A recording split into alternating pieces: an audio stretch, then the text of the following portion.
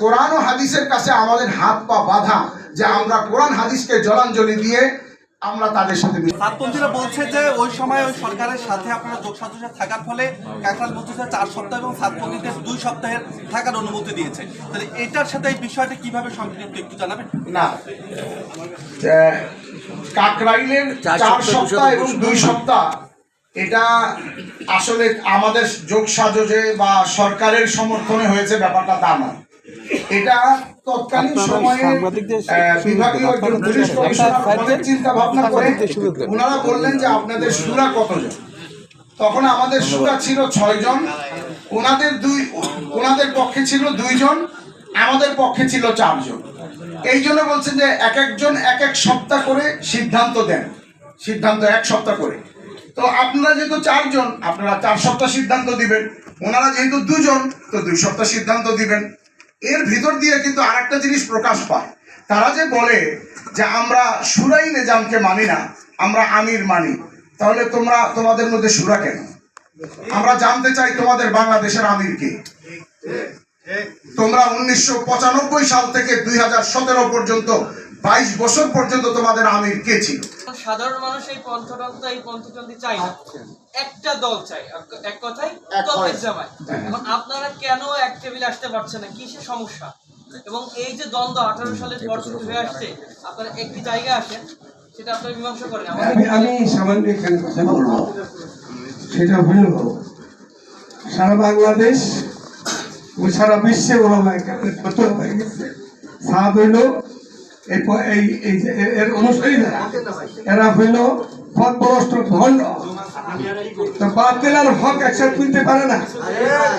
ওরা কথা শুনে লাগে, বাংলাদেশে শতভাগের 95% ওলামা কেরামের সাথে আমরা। এই 14 দিন দিল, যে 14 দিনও তো ভাগে পায় না। আপনি ভাগ করেন কয়দিন পাইতে পারে? মানে তো 5 বছর পরে একদিনের ভাগ পাবে, তো একদিনও পায় না। আরে ভাগ পায়, ভাগ তো ওরা পাইতে পারে না। আর ওরা সন্ত্রাসী করছে, ওরা মারছে। আমরা তোমার দেশে কাউকে আইসাতে বলে যেটা কি করবো না।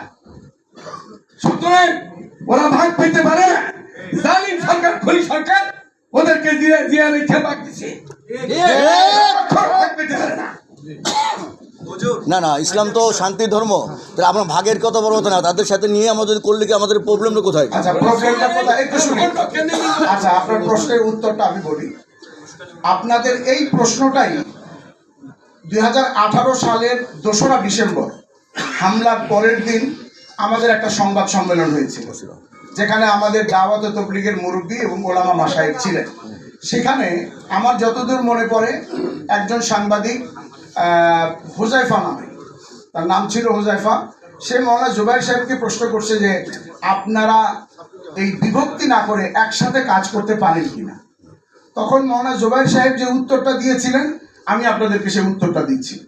উনি উত্তর দিয়েছিলেন, উনি একটা রেফারেন্স দিলেন যে আমাকে স্বরাষ্ট্রমন্ত্রী এই কথা বলছেন, হুজুর এক হয়ে কাজ করা যায় কিনা। তখন মাওলানা জুবাইর সাহেব স্বরাষ্ট্রমন্ত্রীকে, তৎকালীন স্বরাষ্ট্রমন্ত্রীকে বললেন যে আচ্ছা, আপনি কি বলেন যে আমি এই একজন ব্যক্তি অথবা একটা দলের সাথে আপোষ করার জন্য শরীয়তের হুকুম জলাঞ্জলি দিব? তো তিনি বললেন অ্যাজ এ মুসলিম আমি তো এটা বলতে পারি না। মাওলানা জুবাইর সাহেব বললেন এটাই আমাদের দ্বন্দ্ব, যে তাকে আমরা যদি ব্যক্তি স্বার্থ হতো, আমার কোনো জমি, আমার কোনো জায়গা, আমার কোনো পদবি, আমার কোনো স্বার্থ, আমি জলাঞ্জলি দিয়ে দেবো সেটা। কিন্তু প্রশ্নটা হলো শরীয়তের, প্রশ্নটা হলো ইসলামের, প্রশ্নটা হলো ফতোয়া, প্রশ্নটা হলো সারা বিশ্বের হক ও বাতিলের। হক আর বাতিল কখনো এক হয় না। এই জন্য আমাদের কোরআন ও হাদিসের কাছে আমাদের হাত পা বাঁধা, যে আমরা কোরআন হাদিসকে জলাঞ্জলি দিয়ে আমরা তাদের সাথে